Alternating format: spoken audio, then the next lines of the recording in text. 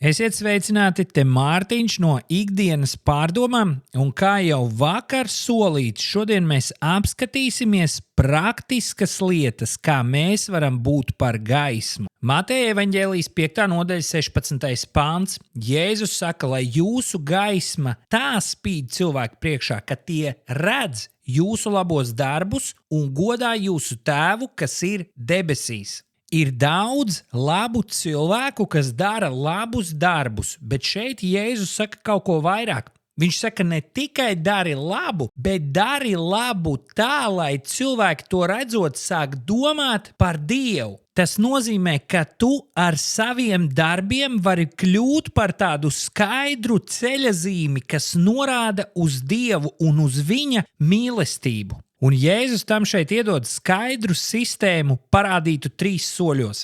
Tu kā gaisma spīdi, cilvēki redz tavus labos darbus, un viņi godā tavu tēvu, kurš ir debesīs. Tātad mērķis nav parādīt to, cik mēs esam labi kā cilvēki, bet mērķis ir, lai cilvēki caur maniem darbiem ierauga Dievu. Un tagad kādi praktiski soļi, kā tu vari darīt labu un atstarot Jēzus gaismu. Pirmais. Dari labu, bet nosauc arī avotu, no kurienes tas labais darbs nāk. Palīdzi kādam ģimenē vai darbā un pievieno šo vienu teikumu. Dievs man ir palīdzējis daudz, tāpēc es gribu palīdzēt arī tev. Kāpēc tas strādā? Jo cilvēks nesaista labo darbu ar tevi, bet ar Dievu, un iespējams tas viņam rada interesi, kas tad ir tās lietas, kuras tev ir palīdzējis Dievs. Un otrs, tu kļūsti par kanālu, nevis par uzmanības avotu.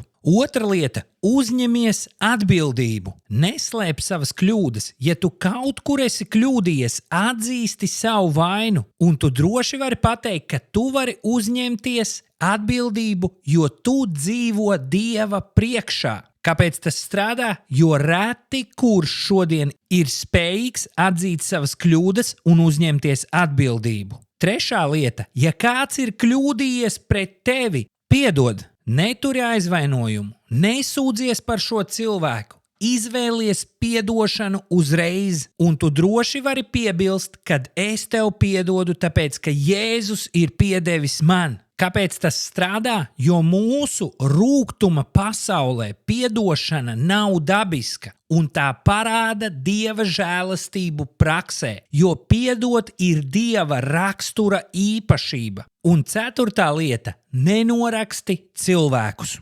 Neatsakies no cilvēkiem, kas iet cauri grūtībām, esi klātesošs krīzēs un neizvēlies vieglāko ceļu, jo šajos brīžos, kad tu paliec un ej grūtāko ceļu, tu parādi arī to, ka Dievs neatstāja cilvēkus un tu atspoguļo viņa raksturu un viņa uzticību. Šīs ir pāris praktiskas lietas, kuras tu vari ieviest savā ikdienā ieradumu līmenī un kļūt par ceļazīmi, kas rāda ceļu cilvēkiem pie Tēva, kurš ir debesīs un kurš ir sūtījis savu vienpiedzimušo dēlu, lai viņš glābtu pazudušo. Kāds teiciens saka, ka iespējams mēs esam vienīgā bībele, kuru kāds cilvēks kādreiz lasīs. Tāpēc, cik svarīgi mums ir izmantot tās situācijas, kuras ir mūsu ikdienā, lai kļūtu par tiem, kas atstaro Kristus gaismu un ir par svētību